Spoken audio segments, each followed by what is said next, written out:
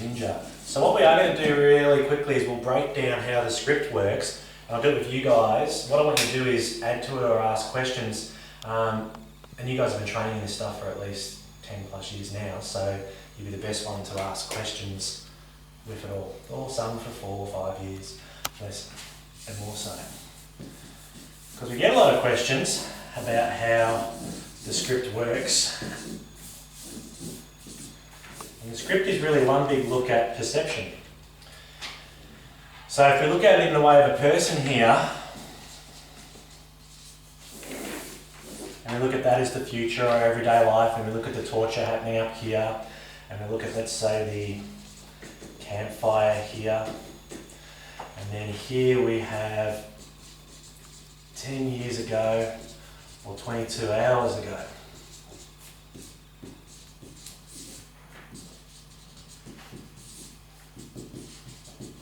Which is essentially broken into, whoops, still the heart, head, heart or ego. So sitting in those areas there, and as you know from the chakras running up the spine, that's where these things are stored. So the script essentially will always run in the way of the torture first. The tortures are sitting up, say, in the head brain or looking in our reality here, and the torture bring about a question. So the character is always asked a question first, and the question might be in life, an issue or something that comes up in your everyday life. Then what happens is he goes within himself or within his heart into this campfire scene. So the scenes where he's talking with John Carpenter. And essentially what they do is they explore the lesson that the question brings up. So you've got this question that goes on in the torture, why are you here? He comes within to work out the issues and things that are going on there. And then what he does is he goes back into our ego, into our belief system, or into the actual experience where he either stuffed up, well essentially did stuff up the question that was going on. So if we looked at it in everyday life, we'd be looking at our life now on this path and saying, okay, this question comes up. The first thing that happens is we go within ourselves and we use our inner dialogue to say, when have I dealt with this before? How did this make me feel? Or what lesson was going on? And then we'll go back deeper into ourselves, in our ego, with our past experiences. And then from there, what will happen is we shoot up and we have our response. So a lot of times the response can be coming from the ego based on our past belief system, which can form our perception or what we believe to be true. So essentially we'd be running on this path through the whole film in whatever experience that shows up along the way can be perceived a certain way.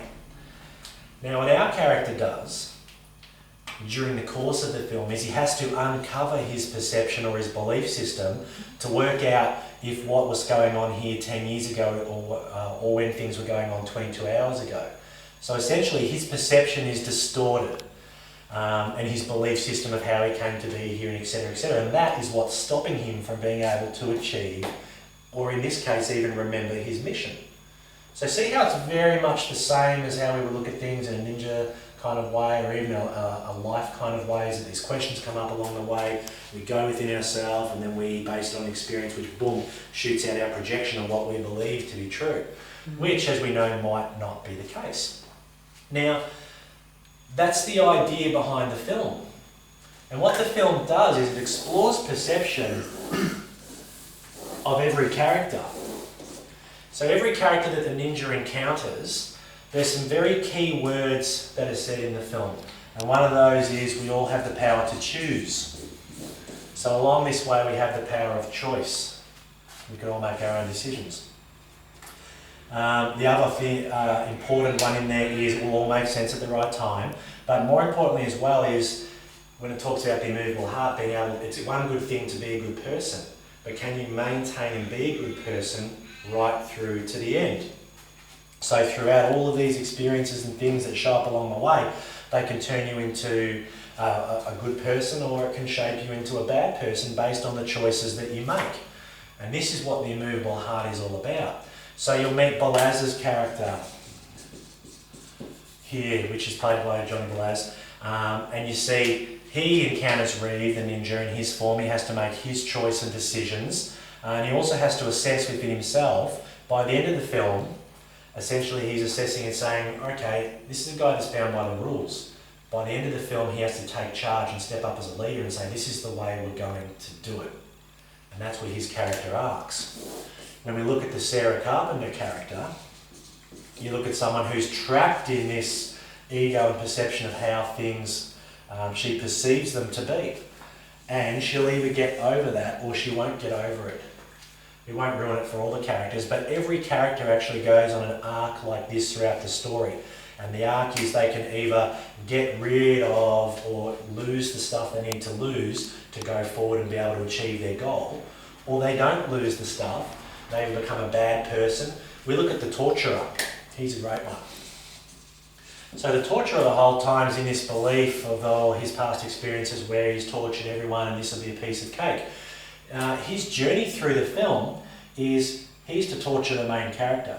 But what actually takes place by the end of the film is he's the one that ends up becoming and being tortured. Why are you here? You know, it doesn't make sense to him at the end when he discovers why the character is here, because he can't connect to it on that level because he hasn't had that experience. And essentially that's what the Immovable Heart explores. And it does that through the whole film. It shifts from the torture to the campfire, back 10 years, and what happens is we then move up to the next issue. He goes within, he either strips it away or works out how it was limiting him, moves on, next question, next inner journey, and then moves on until by the end of it he can transcend and do what he needs to do. And that doesn't happen right until the end when he is essentially given the healing paper, and it finally for him does all make sense at the right time. So the film itself, going backwards and forwards, for people has been disorientating, and it is the way it should be because it's disorientating for this character. So until you get to that end point here when all the perceptions are come into the right frame of mind and we can all make the right choice, we start to see that there's different intricate things actually going on. And we place smaller things throughout the entire story that are actually quite significant, and that's what people are seeing on that second and third and fourth viewing. How you guys were saying, there's different scenes or extended scenes. It's not that there's extended scenes, obviously we can't do that, it's financially not viable, or time-wise it's not viable. But the reason it'll feel like that every time you watch it is because when you get to the end here, you will have changed in your ego and in your perception. And then you're going to come back with new eyes, you'll see new things, you'll feel new things, you'll hear new things, and by the time you get to this, you will then again have changed. And then you will watch it and again you'll start to see and understand more. So if you're looking at it, you're going in watching the film as a white belt level. By about the third, fourth time in, even more, you start watching it at more of a black belt level because you've got a deeper understanding of how these things go on and where you're at. So for me, I think the film will forever change, and it'll depend what state you're in at the time when you're watching it, where you're at, you know, in your life and everything else. And to me, that's the beauty of the film being done this way. Jenny, what are your thoughts on that? Does it make sense? Yeah, the distorted thing was made sense. Like in regards to people, I connected to it being that people sort of out of focus maybe the first time they saw it, and then you watch it again and then, like you said, you pick up new things. It's like, yes, this makes more sense again now. Yeah. What made you guys specifically think that it was, I don't even know if I'll use this part in the DVD or whatever, why did you think there was different scenes? It just, some bits I felt like I hadn't seen before. Yeah, I literally felt like I had not seen them before. I felt... Or bits had been switched, either way my mind wasn't seeing it the same. Did you think parts were switched? No, I felt there was more. I didn't think anything had switched. I felt there was more in some sections. And I literally said to myself and to others that there's more in this film. This is not the same version that I saw previously. Yeah, because when we spoke, you guys had already... when we spoke, it was after the premiere and you guys had already had a chance to talk because you came to me and you both had said that you've changed. Yeah. I said it in the film while we were actually watching it. Yeah, me too. I leant over to Belinda and I said, this isn't the same film, there's like extra stuff in here. Yeah. And see, when we were testing it on screen as well for the week before the film, the guy testing it had watched it 4 times and he had said the same thing. The first time he was like, I don't know about this movie, and I'm like, just wait and see.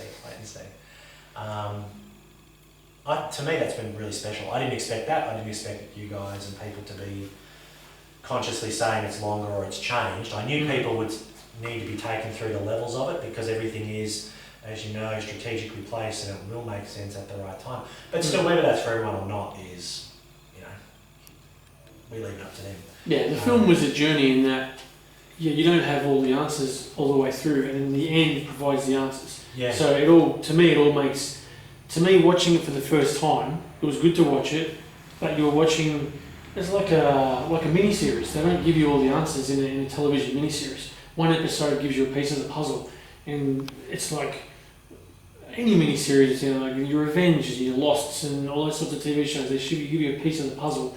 And it's not until the very end that you can put it all together. That's what I felt the first time I watched it. I felt, I'm watching some scenes that I'm not sure on what this scene is yet. So that's why I had to pay real attention to the film. You can't just go in and sit there and eat your popcorn and drink your drink. I was paying and if you go to the toilet, you may come back lost. You'll miss it. You miss scenes. So it wasn't until the end of the first screening that I watched it, and you have all those flashbacks going through the film again. I'm like, yes, okay, awesome. This is making sense to me. And then it was the second time, once I had that realisation of what the film was, that I started to see more things that I didn't see beforehand. Yeah. And you don't realise just how vital every bit of that film is until the end. It's really intense, and it's probably more intense than I imagined it would be. The topics in here are ones we've been studying for 10 plus years. And to put all those into a 1 hour film, an hour and a half film for people is, as it has been at times, overwhelming. But to stay true to what it's about, the Ninja, the Immovable Heart, it is a journey towards developing Fudoshin, which is the immovable heart, which is to strip away the things that are limiting you, to literally go into your consciousness. I mean, it's symbolic that it's torture, and it is being asked these questions, and some might say, like, our everyday life or whatever things we're going through at times can feel like we are being tortured, or why are we going through these experiences, and we go within. So, everything's really symbolic in there. The fact it's a campfire that isn't a campfire. And this happened during the film as well. During the film, we had people on the second, third week. One particular came over to me during one of the speeches that Roger gave, who's the John Carpenter character, and said to me, today I get it wrong. And they went home and had a really profound night. And that's cool because that's what we wanted to do with the film, and for it to be able to do that's great. And then, that said too, there'll be people that don't want to borrow it, and fine, it's not for everyone. I had a friend who asked me about the campfire scene, and they said, "Is it like his subconscious?" And I'm like, "Yeah, exactly." And then they're like, "Oh, that's so great." And see, we had that when we were filming it. We had people trying to convince us to shoot this out on an actual location with the wind and the trees, and I had explaining, no, it's not a campfire. It's ambiguous. The fire is actually representing the ring fire or the flame. Especially when the character says, "The fire is hot enough now. You are ready. It is time to go back." He spent this whole time preparing himself and cleansing himself so that he could go and do this mission. The dialogue's very specific, and it is what it is. Yeah, it's not like even a Baard movie is in regards on the physical aspect of it. Watching it is one of those movies where he's got to have his journey to discover who he is, but it doesn't have the dialogue, doesn't have the conversational pieces. Yeah, and his journey is usually through going to each location and uncovering a bit of information, and the Baard character doesn't even speak very much. No. Whereas I think, and that's what I think maybe where people potentially struggle with this film is because they're not used to actually having to, it's like a book, really. Yeah. You're watching a book in a sense because it's got dialogue, it's got conversation, and actually must be absorbed to be understood and heard properly, not just taken in as part of the picture that's happening on screen. Yeah, and there's contributing factors too of things that you encounter when you go out there and shoot. I mean, we had a couple of more action scenes early on in the film that at the times and the locations we couldn't get some elements to because of cost. Didn't impact the story, and you'd always have to assess everything and go, how does this affect the story and what the film's about, what's important, what isn't, and you go that way. But I'm not going to disband and say, we didn't get to add in the more action that we wanted. I feel the film, it's this, and even when you look at this now and you can say, okay, this is perception, this is where we're going, and the rest of it, I know, it's not, it's like a therapy film, but it's not. Yeah, you're not there to just be entertained like some rich king. Yeah. You actually have to focus. Yeah, I've had people, great feedback from people who have gone home and actually gotten rid of baggage and had said because it was, I didn't need it anymore. And again, that's what the films are about, that's what we're about. The rest of it, you know, will be action films. The next one's, you know, we've got all the foundation stuff out of the way now, we can go run with it. But I just wanted to go through the script in this way because it'll help people going in to see the movie, that there is a structure. Just knowing the fact you go torture campfire 10 years, come back and work through again, I think is a big benefit to people. And the bigger the building, the stronger the foundation has to be. Yeah. But that's cool. Any other thoughts or questions on that? You over there, Mr. Cameraman? I think it makes sense. Cool. Alright, let's leave that there. That's movie magic right there, the old camera shake. Oh, wave up.